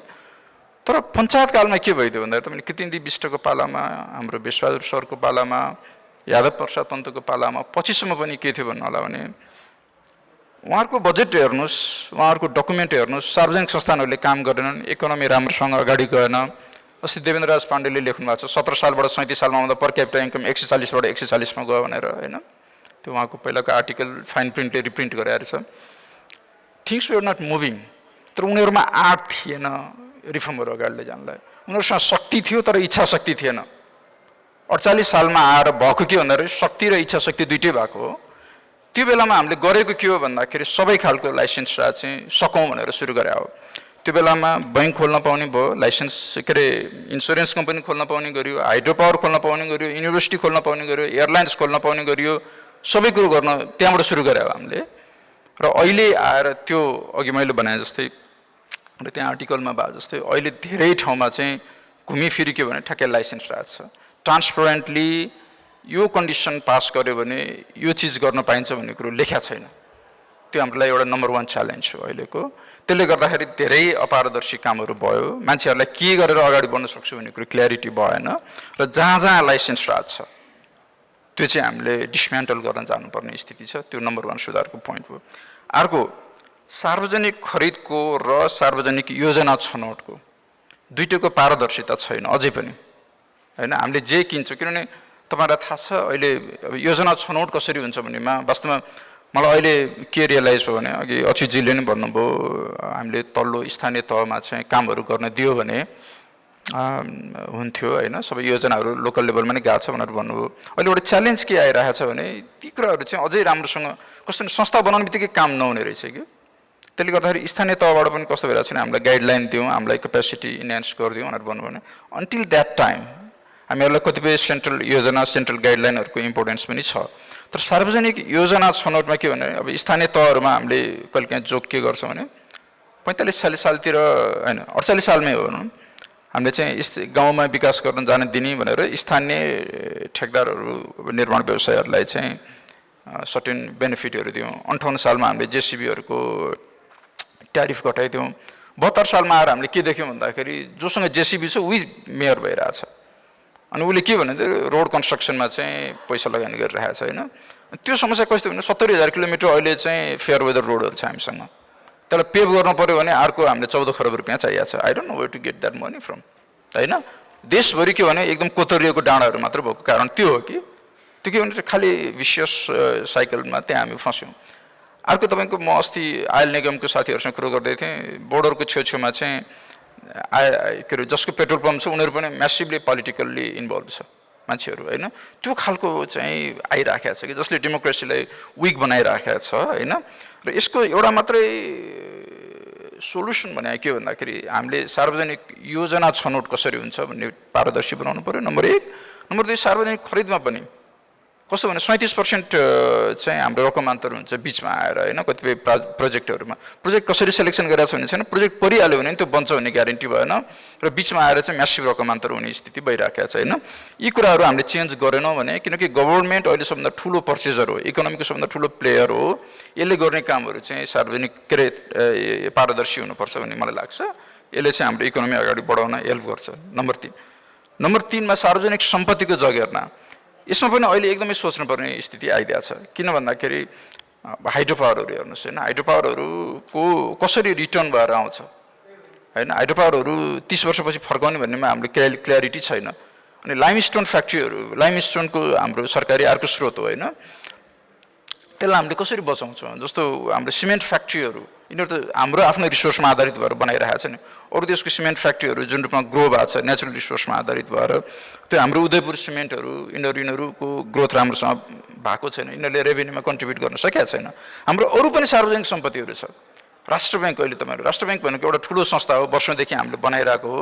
यसले राम्रोसँग फङ्सन गर्दैन भने, यसलाई मान्छेहरूले मिसयुज गरिदियो भने के हुन्छ। त्यस्तै गरी स्टक मार्केट के तपाईँहरूले कुरा गर्नुभयो, स्टक मार्केटमा मिसयुज भयो भने के हुन्छ। स्टक मार्केटमा इनसाइडर ट्रेडिङ हो भने के हुन्छ। 40 खरब रुपियाँको भ्यालु भएको कम्पनीहरू छ त्यहाँनिर, त्यो कसले जगेर्ना गर्ने हो। अनि त्यहाँ मान्छेहरूको ट्रस्ट भएन भने के हुन्छ। हाम्रो इकोनोमिक सिस्टम कहाँ जान्छ, पहिलाको जस्तो छैन नि त अहिले। ती कुराहरू यी सबै सार्वजनिक संस्थानहरू हाम्रो हेरौँ, ती सबैको जगेर्ना गर्नुपर्ने स्थिति छ, इकोनोमिक प्लस अरू हैन। र 4th अघि उहाँले रेज गर्नुभएको थियो हैन, ब्याङ्किङ सेक्टरको चाहिँ रोल। अब ब्याङ्किङ सेक्टरको रोलमा चाहिँ के भयो भने हामीले चाहिँ सेन्ट्रल ब्याङ्कको एउटा मेजर रोल बनाएको छ हैन। सेन्ट्रल ब्याङ्कको रोल भनेको के भने म्याक्रो इकोनोमिक स्टेबिलिटी भनेको, त्यो भनेको इन्ट्रेस्ट रेट स्टेबल होस्, इन्फ्लेसन स्टेबल होस्, त्यो हो उहाँहरूलाई हामीले दिएको फ्रिडम दिएको छौँ, अटोनोमी दिएको छौँ हैन। र उहाँहरूको रिस्पोन्सिबिलिटी के छ भन्दाखेरि यो स्टेबिलिटी लिएर आउनु भनेर। र अहिले गभर्नर साहबसँग पनि मेरो बेलामा कुरो भइरहेको छ इन्फर्मल्ली, त्यसैमा स्ट्राइभ गर्नुहोस् भन्ने अब मेरो नै सल्लाह त्यही हुन्छ। र उहाँले नै त्यही मेहनत गरिराख्नु भएको छ हैन। किनभने उद्योगीहरूलाई चाहिँ इन्ट्रेस्ट रेट मन लागेको बेला 8बाट 14% पुऱ्याउने, त्यहाँबाट फेरि 8मा ल्याउने, 7मा ल्याउने, 6मा ल्याउने भन्ने कुरो सही हुन सक्दैन। नम्बर 1। नम्बर 2 के भने अब सधैँ तपाईँले सरकारले चाहिँ के भन्छ, सरकारले गरेको खर्चकोलाई उहाँहरूले देखाउनुहुन्छ हैन। सरकारले खर्च यसरी गर्छ भने त अलमोस्ट प्याटर्न भइसक्यो। 10 वर्ष भयो, 15 वर्ष भयो, उहाँहरूले अब त प्लानिङ गर्न सक्नु पऱ्यो नि त अलिअलि भए पनि। होइन सरकारको आजको भोलि सरकार इम्प्रुभ हुन सक्दैन भन्ने देखियो सरकारले त इम्प्रुभ गर्ने छँदैछ तर सरकारी खर्चको प्याटर्न त अलमोस्ट प्रेडिक्टेबल भइसकेको छ अहिले होइन त्यो हेरेर चाहिँ तपाईँले गर्नु पऱ्यो नि त आफूसँग लिक्विडिटी धेरै हुँदाखेरि वारवार जथाभावी दिदिने अनि त्यसपछि लिक्विडिटी टाइट हुँदाखेरि अनि इन्ट्रेस्ट रेट बढाइदिने होइन त्यो गर्न हुँदैन अब त्यसमा चाहिँ उहाँहरूले हेर्नुपर्छ मलाई यति 4वटा पोइन्ट चाहिँ मेरो विचारमा नेक्स्ट रिफर्मको लागि मेजर पोइन्ट हुन्छ त्यसबाहेक अब म लास्ट एउटा कुरो के गर्छु भने सरकारको साइज एकदम ठुलो हुँदै गइरहेको छ हामीहरू सबैले देखेका छौँ सरकार अब एक सेन्समा फिलोसोफिकल्ली पहिलादेखि नै भन्ने गरेको चाहिँ अलिकति सानो साइजको होस् भनेर हो तर 7 साल र अहिलेको सरकारहरूकै बिचमा डिफ्रेन्स हुन्छ कि अब अरू देशमा पनि होइन जस के हुन्छ भने तपाईँको पहिला अब सरकारले केही गर्दैन थियो अब ओभर टाइम हाम्रो के भने पहिला नागरिकता दिँदैन थियो भनौँ न अब पानी दिँदैन थियो बिजुली दिँदैन थियो केही पनि दिँदैन थियो बिस्तारै हामीले के भने सरकारले यो पनि गरिदियोस् पानी बिजुली रोड होइन त्यसपछि गएर नागरिकता दियोस् यो सर्भिस दियोस् त्यो सर्भिस दियोस् भने फेरि अहिले आएर हामी सामाजिक सुरक्षा थप्दैछौँ त्यसपछि गएर अब क्लाइमेट चेन्जको इस्युहरू आउँछ त्यो एक्लै लड्न सकिँदैन त्यो थप्नु पऱ्यो होइन गर्दाखेरि सरकार ठुलो हुँदै जाने स्थिति देखियो होइन यसमा अब कसरी ट्याक्स गर्ने पिपलहरूलाई अप्टिमल ट्याक्स के हो होइन मतलब हु पेज फर इट उहाँले भनिहाल्नु कसैले ग्रान्ट दिइरहेको छैन होइन जेसुकै गर्ने आफैले गर्ने हो so who pays for it optimal taxation system के हुन्छ त्यो पनि एउटा मेजर क्वेसन हुन्छ जब हामी रिफर्मको बारेमा कुरा गर्छौँ होइन म यति भन्दै मेरो शब्द यहीँ टुङ्ग्याउँछु धन्यवाद 25 वर्षको उपलक्ष्यमा सेजनलाई मैले पनि विगत 2 वर्ष नेतृत्व गर्ने अवसर पाएको थिएँ म सम्पूर्ण संस्थापक अध्यक्ष प्रतीक प्रधानदेखि अहिलेका पूर्व अध्यक्ष पुष्पराज आचार्यसम्मलाई म विशेष धन्यवाद दिन चाहन्छु र त्यो बेलाका संस्थापक आज सम्मानित पनि हुँदै हुनुहुन्छ अरू संस्थापकज्यूहरू जसले यो सेजनलाई यहाँ स्थापना गर्नको लागि योगदान दिनुभयो उहाँहरूलाई पनि म धेरै धेरै धन्यवाद दिन चाहन्छु जसले सेजन यहाँसम्म ल्याउनको लागि धेरै संस्थाको योगदान छ नेपाल सरकारका विभिन्न निकायहरू विकास डोनर एजेन्सीहरू डेभलपमेन्ट पार्टनरहरू त्यसै गरी विभिन्न निजी क्षेत्रका सङ्घ संस्थाहरू मैले अघि भनिहालेँ नेपाल उद्योग वाणिज्य महासङ्घ नेपाल उद्योग परिसङ्घ चेम्बर अफ कमर्स र त्योसँग आबद्ध धेरै संस्थाहरू अरू थुप्रै संस्थाहरूको पनि योगदान छ उहाँहरू सबैलाई सर्वप्रथम सेजन यहाँसम्म ल्याइ पुर्याउन योगदान दिनुभएकोमा धन्यवाद दिन चाहन्छु र प्रत्येक वर्ष हामीले अर्थनीति प्रकाशन गर्छौँ विगत 3 वर्ष एउटा थिममा आधारित गर्छौँ योभन्दा अगाडि हामीले कोभिड अर्थतन्त्रको विषयमा गरेका थियौँ त्यसै विकास मोडालीको गरेका थियौँ सङ्घीय अर्थतन्त्रको विषयमा गरेका थियौँ यसपालि चाहिँ हामीले दोस्रो चरणको सुधारको बारेमा गरेका छौँ झन्डै सबै मैले विशिष्ट व्यक्तित्वहरूको पूर्व अर्थमन्त्रीज्यूहरू त्यसै गरी निजी क्षेत्रका प्रतिनिधिहरू सबैको त्यहाँ आर्टिकल छ झन्डै 42-43 वटा आर्टिकल छ र हामीलाई थाहा छ पहिलो चरणको सुधार बहुदलीय प्रजातन्त्रपछि हामीले पहिलो चरणको सुधारको कुरा गऱ्यौँ र पहिलो चरणको सुधारको कुरामा हामी धेरै झन्डै 3 दशक बित्यो पहिलो चरणको सुधारको कुरा 3 दशकमा हामीले धेरै प्रगति गर्न सकेका छौँ हाम्रो अर्थतन्त्र धेरै माथि जाँदैछ तर हामीले अपेक्षा गरे अनुसार जुन बेला अरू देशहरूमा पनि उदारीकरणको युग सुरु भएको थियो त्यो अनुसार हामीले फड्को मार्न नसकेको कुरा हामीलाई बिदिँदैछ पक्कै पनि यो 43 वटा आर्टिकलमा त्यो कुरालाई विश्लेषण गरिएको छ कहाँनिर हामी चुक्यौँ अब हाम्रो सम्भावना के हो हाम्रो नेपालको सम्भावना के हो निजी क्षेत्र कसरी अगाडि बढ्नुपर्छ सरकारी क्षेत्र कसरी अगाडि बढ्नुपर्छ र कहाँ निजी क्षेत्र कहाँ सरकारी क्षेत्र कसरी चाहिँ अबको सुधार दोस्रो चरणको सुधार गर्नुपर्छ भन्ने कुरा हामीले त्यहाँ उल्लेख गरेका छौँ विशेष गरी बहुदलीय प्रजातन्त्रपछि हामीले द्वन्द्वको समय आयो भूकम्प आयो नाकाबन्दी आयो धेरै कुराहरू हामीले भोग्यौँ त्यो भोग्दाको कारणले गर्दा हामीले दोस्रो चरणको सुधारका कार्यक्रमहरू अघि बढाउन सकेनौँ तर त्यो जति प्रगति गर्नु हो त्यो नगरे पनि धेरै प्रगतिहरू भएको छ अब यतिले मात्र पुग्दैन हामीले फड्को मार्नुपर्ने अवस्था छ र फड्को मार्ने क्रम हामीले अब के गर्न सक्छौँ भविष्यमा यसका आधारहरू के हुन सक्छ हामी दोस्रो चरणको सुधारलाई कसरी अगाडि बढाउन सक्छौँ भन्ने बारेमा तपाईँहरूको धेरै विशिष्ट व्यक्तिहरूको विचारहरू त्यहाँ सम्प्रेषण गरिएको छ उहाँहरूका भनाइहरू राखिएको छ र पक्का पनि त्यसले यहाँ माननीय अर्थमन्त्रीजी हुनुहुन्छ माननीय राष्ट्रिय योजना आयोगको उपाध्यक्षजी हुनुहुन्छ त्यसले पक्कै पनि हामीले दोस्रो चरणको सुधारको कुरा गरिरहेका छौँ त्यो सुधार गर्नको लागि सरकारलाई एउटा महत्त्वपूर्ण दस्तावेजको रूपमा यो अर्थनीति रहनेछ भन्ने विश्वास गर्दै पुनः म सेजन रजत जयन्तीको यो वर्षभरि उहाँहरूले बनाउने योजना बनाउनु भएको छ यो पक्कै पनि सफल होस् र म पुनः आजको यो म पहिलो वक्ता भएको हुनाले मैले स्वागत गर्ने अवसर पनि पाएको छु म सबै विशिष्ट व्यक्तिहरूलाई स्वागत गर्न चाहन्छु धन्यवाद चेम्बरका अध्यक्षज्यू नेपाल उद्योग परिसङ्घका अध्यक्षज्यू तथा सम्पूर्ण आर्थिक पत्रकार साथीहरू, यो सेजनको 25औं वर्षगाँठ मनाइराख्दाखेरि यो तपाईँ हामी सबैको लागि एउटा यो खुसी र एउटा हर्षानुभूतिको अवसर पनि हो। सेजन चाहिँ वास्तवमा यो 1990s पछि जुन एउटा इकोनोमिक रिफर्मको युग सुरु भयो, लिबरल इकोनोमिक पोलिसीहरू नेपालले चाहिँ एडप्ट गर्यो त्यति बेलाको निर्वाचित सरकारले, र त्यो रिफर्मको चाहिँ एउटा प्रडक्ट भनौँ। त्यति बेला अब अलिकति यो प्राइभेटाइजेसनलाई पुस गर्नुपर्ने पनि थियो र विभिन्न अब गभर्मेन्टबाट त्यसै गरी दात्री निकायहरू र खास गरी अब प्राइभेट सेक्टरबाट चाहिँ अलिकति यसलाई मलजल गर्ने काम पनि भयो र खास गरी नेपालमा व्यावसायिक आर्थिक पत्रकारिताको सुरुवात गर्ने र त्यसलाई चाहिँ निरन्तर ग्रुम गरिराख्ने काम चाहिँ सेजनले गर्दै आएको छ र यो व्यावसायिकता मा नै यसले काम गरिरहेको छ। किनकि अब हामी एउटा यो ट्रेड युनियनको जस्तो कामहरू गर्दैनौँ, पत्रकार महासङ्घको जस्तो खालि अब यो पत्रकारहरूको क्षमता विकास अध्ययन अनुसन्धान गर्ने कामहरूमा चाहिँ सेजन केन्द्रित छ र एउटा इन्स्टिट्युसन बिल्डिङको एकदमै एउटा राम्रो नमुना चाहिँ सेजन हो। अब जुन संस्था 25 वर्ष अगाडि स्थापित भयो त्यसको चाहिँ यो सन् 2017देखि 19सम्म मैले नेतृत्व गर्ने अवसर पाएँ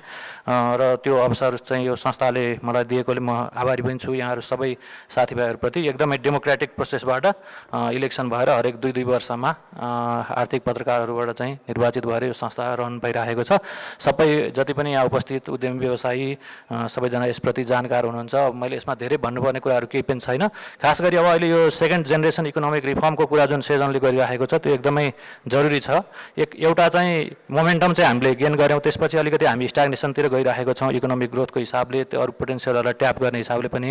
अब अलिकति यो रिफर्महरूलाई पुस गरेर जति पनि हामीले गेन गर्न सक्छौँ, इकोनोमीको पोटेन्सियललाई ट्याप गर्न सक्छौँ। हामीसँग च्यालेन्जेसहरू पनि प्रशस्त छन् होइन। अब अलिकति यो क्लाइमेटको इस्युहरू छ, त्यसै गरी अब डेमोग्राफिक च्यालेन्जहरू पनि हाम्रो अगाडि छ। त्यस कारणले गर्दा यी सबै कुराहरूलाई ध्यान दिइकन हामीले यो छोटो अवधिमा अर्को 10-15 वर्षमा चाहिँ अर्को एउटा मोमेन्टम लिने गरी हामी सबै स्टेक होल्डरहरूले मिलेर काम गर्नुपर्छ जस्तो लाग्छ। फेरि पनि यो रजत जयन्तीको अवसरमा सेजनलाई धेरै धेरै शुभकामना र बधाई। तपाईँहरूले वर्षभरि यो चाहिँ रजत जयन्ती कार्यक्रम मनाउने जुन अठोट गर्नुभएको छ त्यसको लागि पनि सफलताको कामना गर्दै यहाँहरू सबै अतिथिज्यूहरूलाई हार्दिक स्वागत गर्दै बिदा हुन्छु। धन्यवाद। माननीय जनार्दन शर्माज्यू, विशेष अतिथि माननीय योजना आयोगका अध्यक्ष विश्व पौडेलज्यू, विशेष अतिथि माननीय सभासद विनोद चौधरीज्यू, नेपाल सरकारका सचिवज्यूहरू, नेपाल उद्योग वाणिज्य महासङ्घका अध्यक्ष शेखर घोल्छाज्यू, नेपाल उद्योग परिसङ्घका अध्यक्ष विष्णु कुमार अग्रवालज्यू, नेपाल चेम्बर अफ कमर्सका अध्यक्ष राजेन्द्र मल्लज्यू, यहाँ उपस्थित सम्पूर्ण सरकारी तथा निजी क्षेत्रका प्रतिनिधिज्यूहरू, नेपाल आर्थिक पत्रकार समाज सेजनका पूर्व अध्यक्षज्यूहरू र सेजनका पदाधिकारीज्यूहरू र सम्पूर्ण सदस्य महानुभावज्यूहरूलाई यस कार्यक्रममा हार्दिक स्वागत गर्न चाहन्छु। नेपाल आर्थिक पत्रकार समाज सेजन मुलुकमा आर्थिक पत्रकारिताको विकासको सुरुवातसँगै 2054 सालमा स्थापना भएको हो। हाम्रा संस्थापक अध्यक्ष प्रतीक प्रधान सहित वरिष्ठ पत्रकारहरूको पहलमा यो संस्था स्थापना भएको थियो। आर्थिक पत्रकारिताको गुणस्तरलाई उन्नत बनाउने तथा पत्रकारहरूको क्षमता अभिवृद्धि, तालिम, एक्सपोजर लगायतका काम गर्ने उद्देश्यले यो संस्था स्थापना भएको हो। यो नितान्त गैर राजनीतिक व्यावसायिक आर्थिक पत्रकारहरूको छाता संस्थाका रूपमा विगत 25 वर्षदेखि क्रियाशील छ। सेजनमा करिब 300 आर्थिक पत्रकारहरू सदस्य हुनुहुन्छ। मुलुकको आर्थिक नीति निर्माणमा एक महत्त्वपूर्ण साझेदारका रूपमा सेजन विकास भएको छ। यो हाम्रा अग्रजहरूले गरेको मेहनतको प्रतिफल हो। यसमा हामी आज गौरवान्वित छौँ।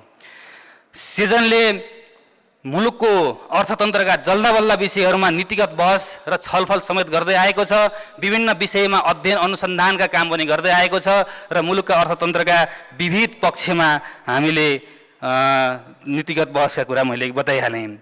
अहिले आर्थिक पत्रकारिता कुनै बेला आर्थिक पत्रकारिता छुट्टै विधा थियो, तर अब आर्थिक पत्रकारिता भित्र पनि विभिन्न विधाहरूको उल्लेखनीय रूपमा विकास भएको छ। आर्थिक नीति, ऊर्जा लगायत पूर्वाधार, बैंक वित्तीय संस्था, सहकारी, सूचना प्रविधि, रोजगारी, अटोमोबाइल, निजी क्षेत्र लगायतका क्षेत्रको यो मैले केही लिस्ट बताएँ कि धेरै लिस्ट चाहिँ छ। विधागत विकास भएको छ र यससँगै सेजनको छाताभित्र विभिन्न विधागत संस्थाहरू पनि स्थापना भएका छन्। ती संस्थाहरूले सेजनको ब्रोडर अम्ब्रेलाभित्र रहेर अत्यन्तै उल्लेखनीय काम गरिरहेका छन्। त्यसरी खुलेका विभिन्न संस्थाहरूलाई हामी रचनात्मक रूपमा अगाडि बढ्न र पत्रकार आचार संहिता विपरीत हुने कुनै पनि काम नगर्न हार्दिक अनुरोध गर्न चाहन्छौँ। सेजनले स्थापनाको 25औं वर्षको अवसर पारेर आज आफ्नो हरेक वर्ष प्रकाशन गर्दै आएको फ्ल्यागशिप प्रकाशन अर्थनीति अहिले हामी विमोचन गर्दैछौँ। त्यो दोस्रो चरणको आर्थिक सुधारको मुख्य विषयवस्तुमा आधारित छ। पहिलो चरणको सुधार हुँदै गर्दा सेजनको स्थापना भएको थियो। आज दोस्रो चरणको सुधारको टट्का र आवश्यकता मुलुकले अनुभव गरेको छ र त्यही थिममा हामीले यो सेजन स्मारिका प्रकाशन गरेका छौँ। सेजन स्थापनादेखि नै यस संस्था र आर्थिक पत्रकारिता क्षेत्रको विकासमा अत्यन्तै महत्त्वपूर्ण योगदान पुर्याउनु भएका प्राध्यापक डाक्टर अच्युत वाग्ले र राजीव उपाध्याय सरलाई आज हामी सम्मान समेत गर्दैछौँ। त्यस्तै सेजनका पूर्व उपाध्यक्ष स्वर्गीय सञ्जय नेउपानेज्यूको स्मृतिमा स्थापित एउटा फेलोसिप छ। त्यो फेलोसिप चाहिँ वितरण गर्दैछौँ। वर्षभरि उत्कृष्ट आर्थिक पत्रकार समाचार लेख्ने 2 जना पत्रकार साथीहरूलाई हामीले सेजन अवार्ड पनि वितरण गर्दैछौँ। त्यस्तै जलविद्युत सम्बन्धी अर्को एउटा फेलोसिप पनि हामी प्रदान गर्दैछौँ। आजको यस कार्यक्रममा उपस्थित भएर यस कार्यक्रमको शोभा बढाइदिनु भएकोमा सम्माननीय प्रधानमन्त्रीज्यू, माननीय मन्त्रीज्यू, माननीय उपाध्यक्षज्यू, निजी क्षेत्रका प्रतिनिधिमूलक संस्थाका प्रतिनिधिज्यूहरू, माननीय सभासदज्यू, सचिवज्यूहरू र सम्पूर्ण महानुभावज्यूहरूलाई फेरि पनि हार्दिक स्वागत गर्दछु। धन्यवाद। रजत जयन्तीमा पाल्नुभएका आजका प्रमुख अतिथि सम्माननीय प्रधानमन्त्रीज्यू उहाँ गइसक्नु भएको छ। म उहाँलाई धेरै धेरै धन्यवाद दिन चाहन्छु। त्यसै गरी हाम्रो विशेष अतिथिको रूपमा पाल्नुभएको माननीय अर्थमन्त्री उहाँ पनि गइसक्नु भएको छ। म उहाँलाई धेरै धेरै धन्यवाद दिन चाहन्छु। अत्यन्तै व्यस्तताका बावजुद पनि सेजनलाई महत्त्वपूर्ण समय उपलब्ध गराइदिनु भएको थियो। त्यसै गरी हामीसँग अघि महासचिवले भन्नुभयो राष्ट्रिय जनआयोगका उपाध्यक्षज्यू हामीसँग हुनुहुन्छ। म उहाँलाई धेरै धेरै धन्यवाद दिन चाहन्छु। त्यसै गरी निजी क्षेत्रका प्रतिनिधिमूलक संस्था नेपाल उद्योग वाणिज्य महासङ्घका अध्यक्षज्यू, त्यसै गरी नेपाल उद्योग परिसङ्घका अध्यक्षज्यू, त्यसै गरी नेपाल चेम्बर अफ कमर्सका अध्यक्षज्यूलाई पनि धेरै धेरै धन्यवाद दिन चाहन्छु। त्यसै गरी हामीसँग माननीय विनोद चौधरी उद्योगपति पनि हुनुहुन्थ्यो। म उहाँ पनि गइसक्नु भएको छ। म उहाँलाई धेरै धेरै धन्यवाद दिन चाहन्छु। त्यसै गरी हामीसँग पूर्व अध्यक्षज्यूहरू, सम्पूर्ण अतिथिज्यूहरू, त्यसै गरी सेजनको सम्पूर्ण सदस्यज्यूहरू सबैलाई धेरै धेरै धन्यवाद दिन चाहन्छु। त्यसै गरी हामीसँग विभिन्न उद्योगका वस्तुगत सङ्घहरूका अध्यक्षज्यूहरू पनि आउनुभएको थियो। म उहाँहरूलाई पनि धेरै धेरै धन्यवाद दिन चाहन्छु। त्यसै गरी सेजनले आज स्मारिका प्रकाशन गरेको छ। स्मारिकामा लेख रचना उपलब्ध गराउने सम्पूर्ण महानुभावहरूलाई पनि धेरै धेरै धन्यवाद दिन चाहन्छु। त्यसै गरी हाम्रो विज्ञापनदाता जो स्मारिकामा रेगुलर हामीलाई विज्ञापनको रूपमा सहयोग गरिदिनु भएको छ उहाँहरूलाई पनि धेरै धेरै धन्यवाद दिन चाहन्छु। त्यसै गरी आज सर्वप्रथम सेजन अवार्डबाट सम्मानित हुनुहुने, त्यसै गरी फेलोसिप, त्यसै गरी चाहिँ रिसर्चबाट चाहिँ सम्मानित हुनुहुने सम्पूर्णलाई म धेरै धेरै बधाई दिन चाहन्छु। त्यसै गरी आज हामीले अग्रज आर्थिक पत्रकारितामा महत्त्वपूर्ण योगदान पुर्याउनु हुने अच्युत सर, त्यसै गरी राज्य सरलाई पनि धेरै धेरै बधाई दिन चाहन्छु। हामी धेरै ढिला भइसकेका छौँ। कार्यक्रम निर्धारित समयभन्दा केही लामो पनि भएको छ। म ढिला नगरिकन यो कार्यक्रमलाई यहीँ औपचारिक रूपमा समापन गर्दै म सम्पूर्ण प्रमुख अतिथि लगायत सम्पूर्ण चाहिँ महानुभावहरूलाई हाइटीमा सहभागी भइदिनु हुन हार्दिक अनुरोध गर्दै यो कार्यक्रम यहीँ समापन भएको घोषणा गर्दछु। धन्यवाद। अब तपाईँले 45 वर्षपछि बिहा गर्नेहरूको पीडा बुझ्नु भएको छैन। मैले प्रधानमन्त्रीजीलाई सुनाउन चाहन्थेँ। उहाँसँग मैले 12 वर्ष काम गरेँ, त्यसपछि बिहा गरेँ। घर गएको त प्रधानमन्त्रीसँग काम गरे भने एउटा पनि फोटो छैन, फोटो खिचाउन बिर्सेछ। काम भन्यो 12 वर्षमा जम्मी 2टा फोटो निक्ल्यो प्रधानमन्त्री। आज फोटो खिच्ने पनि एउटा राम्रो अवसर प्रधानमन्त्रीसँगै जोडिएर मिल्यो। त्यो एउटा राम्रो कुरा हो जस्तो लाग्छ। अब म नचाहँदै पनि 7वटा पोइन्ट भन्न चाहन्छु। त्यो पोइन्टभन्दा पहिले के हो भने अर्थतन्त्र र राजनीतिको कडी सेतु भन्छ नि टुट्यो। यो अघि राजीव र मसँगै बसेर कुरा गर्दै थियौँ, हामी यसो गर्दैछौँ त्यसो गर्दैछौँ सुधार गर्दैछौँ, त्यही अर्थमन्त्रीको भाषण हामीले विगत 30-35 वर्षदेखि सुनिराखेका छौँ, हामी बुढो भएछौँ। त्यो कडी कसरी जोडिएला भन्ने चिन्ता हो। त्यो कडी जोड्ने काम चाहिँ सेजनको साथीहरूले गर्न सक्नुहुन्छ। कहाँ टुट्यो त कडी भन्दा म 7वटा पोइन्ट भन्छु।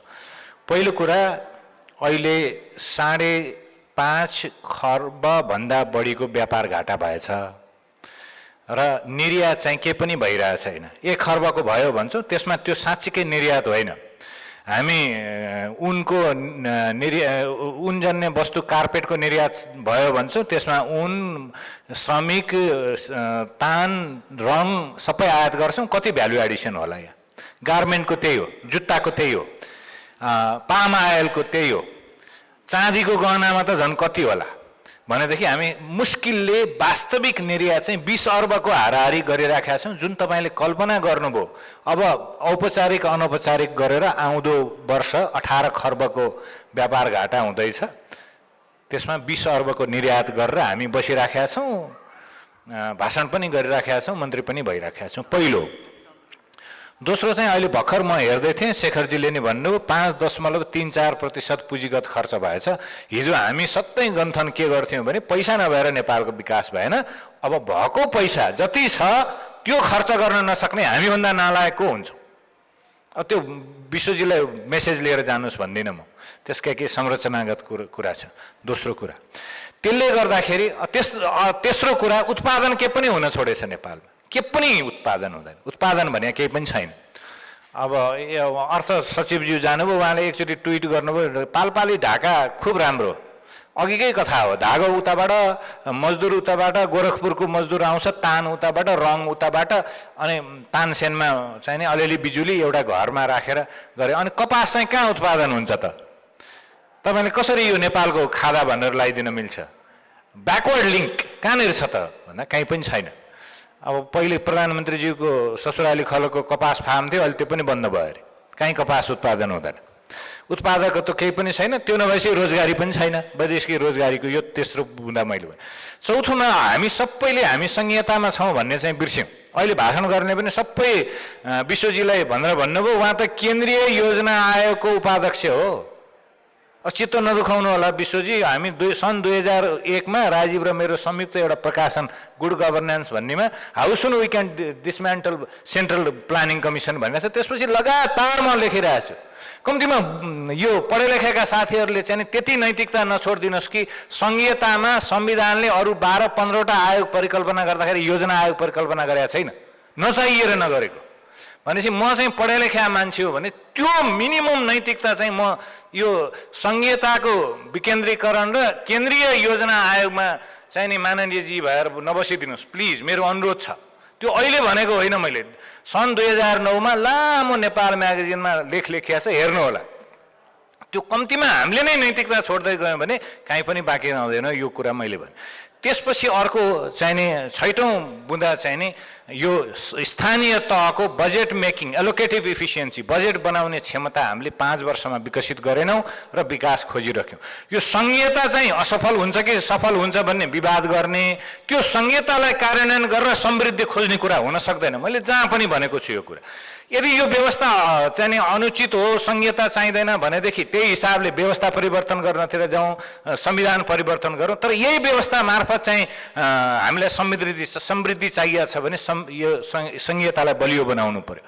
त्यसपछि अब मैले अन्तिम बुँदाको रूपमा चाहिँ नि करप्सनको भने अघि अर्थमन्त्रीजीले बडो डरलाग्दो सङ्केत गरेर जानुभयो। उहाँलाई सधैँभरि फुर्सदै हुँदैन, तर सबै कुरालाई फुर्सद हुन्छ, अर्थतन्त्रको सोच्ने कुरामा चाहिँ फुर्सद नभएको हो कि जस्तो पनि मलाई लाग्छ। उहाँले डरलाग्दो कुरा के गर्नुभयो भने हामी चाहिँ केन्द्रमा बसेर खरिद नियमावली परिवर्तन गर्दैछौँ। त्यो भने चाहिँ तपाईँले जबसम्म यो खरिद ऐन बनाउने सबै अधिकार दियौँ भनेर प्रदेशलाई स्थानीय सरकारलाई दिएर एकाउन्टेबिलिटी पनि सोसियल अडिटबाट हो कि त्यही गर्नु भएन भनेदेखि यहाँको खरिद अनुगमन कार्यालयले भ्रष्टाचार नियन्त्रण गर्न सक्दैन भन्ने अख्तियारको र महालेखाको प्रतिवेदनले देखाएको छ। यी सबै म्याटर चाहिँ सेजनको साथीहरूलाई भने मैले यो जुन टुटेको कडी छ कहाँ कहाँ टुट्यो भन्ने चाहिँ देखाइदिनु भयो भनेदेखि यसले काम गर्छ। अब अन्त्यमा चाहिँ नि सम्मान गर्नुभयो, सम्मान लायक थियौँ कि थिएनौँ हामी अघि गफ गर्दै थियौँ। म त यो सम्मानमा धेरै विश्वास नै गर्दिनँ, कामैमा विश्वास गर्ने मान्छे हौँ। अलि मिठो बोल्नेहरूलाई दिनुपर्छ के सम्मान त, सम्मान गरिसकेपछि जी हजुर पनि भन्नुहोस् न। तर पनि हामी दुवैजना अरू पाउने रमेशजीदेखि सरस्वतीजी सबै साथीहरूको तर्फबाट पनि धन्यवाद दिन चाहन्छौँ। अब धेरै लामो चाहिँ नि बोल्नुपर्ने केही छैन, तर अहिले पनि अघि अवस्थीजीले उठाउनु भएको थियो बिना तालिम साथीहरू इन्टरभ्यू लिन भनेर आउनुहुन्छ, क्वेसन सोध्नुहुन्न, सर यो भने के हो, त्यो बुझेर अनि फेरि क्वेसन हामीलाई नै सोध्नुहुन्छ। भने के हो भनेदेखि तालिम अपरिहार्य छ। अब 4वटा छुट्टा छुट्टै विधामा यो अडियो भिजुअल टिभीमा काम गर्ने, न्युज पोर्टलमा काम गर्ने, प्रिन्टमा काम गर्ने र रेडियोमा काम गर्ने नम्बरको हिसाबले असाध्यै ठुलो भएको छ। त्यसमा म तपाईँहरूले सम्मान गर्नुभन्दा पहिले नै पनि भनिराखेको छु मैले अध्यक्षजीहरूलाई, कहाँनेरि चाहिँ नि तालिम दिन सकिन्छ यो छुट्टा छुट्टै विशिष्टीकृत तालिम दिउँ। अझ पनि हामीले कहाँ मद्दत गर्न सक्छौँ गर्छौँ। र अर्को एउटा एकदमै भित्रैदेखिको कुरा, म शुद्ध पनि छु, काठमाडौँमा घर पनि बनाएको छु, ऋण पनि गरेका छैन भन्नुभयो भनेदेखि त्यो शुद्धता मन्त्रीको, सांसदको, पत्रकारको समान ढङ्गले प्रश्नमा छ। त्यसो भएको भएदेखि त अब यो सधैँभरि हामी जस्तै चप्पल पड्काएर हिँडिराख्ने साथीहरू रहँदैन थियो होला। ऊ यहाँ मलाई हाउजिङको ऋण दिएर सूचना निकाल्ने ब्याङ्कको अधिकारी यहीँ हुनुहुन्छ, ऋण तिर्न नसकेर। भनेपछि पैसा कसरी कमाउनुपर्छ भनेर नकमाइया होइन, के पैसा लिने नलिने भन्ने निर्णय गर्नु पर्यो। आचार संहितालाई तपाईँहरूले पालना गर्नुहोस्, त्यो सबै ठाउँमा लागू हुन्छ। धन्यवाद। नमिठो बोले, नमिठै बोल्नेमा चाहिँ नि बदनाम छु, त्यसका लागि माफी चाहन्छु। सबैलाई धन्यवाद।